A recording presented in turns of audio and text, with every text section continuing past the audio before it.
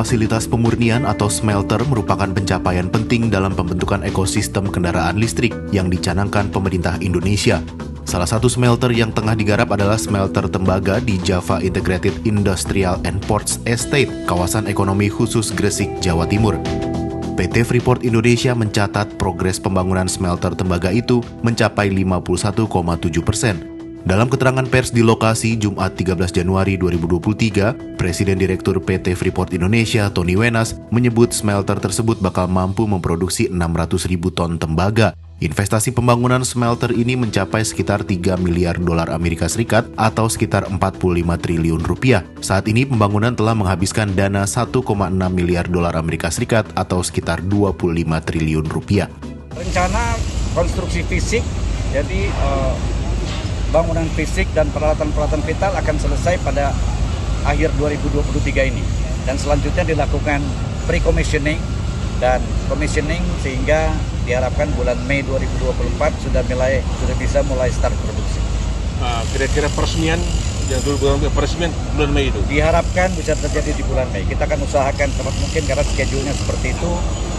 Kami dan semua subkontraktor kami berusaha semaksimal mungkin untuk bisa mencapai target yang ditetapkan yang sudah disepakati dengan produksi pemerintah. Komersial mulai kapan? Mei 2024. Tony memastikan smelter ini dibangun dengan desain single line atau satu jalur terbesar di dunia.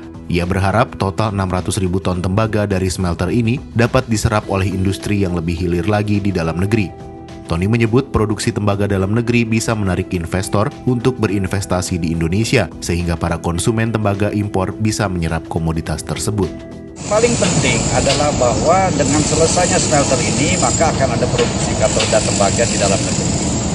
Di mana katoda tembaga itu adalah bagian penting juga dalam ekosistem electric vehicle.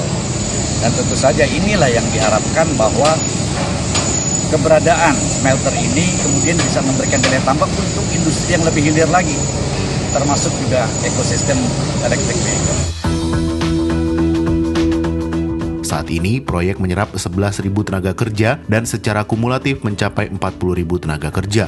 Ekspansi smelter PT Smelting Gresik ditargetkan meningkat 0,3 juta ton per tahun. Dengan gabungan kapasitas smelter Manyar dan PT Smelting Gresik kelak, maka konsentrat PT Freeport Indonesia telah 100% diolah di dalam negeri. Listrik membutuhkan kabel, dan kabel pengantar listrik yang paling baik adalah tembaga. Nah, kalau waktu itu ekosistem terbentuk, berarti nilai tambah sudah nilai tambahnya akan lebih banyak lagi. Berarti kebijakan pemerintah ini sebetulnya oke, Pak?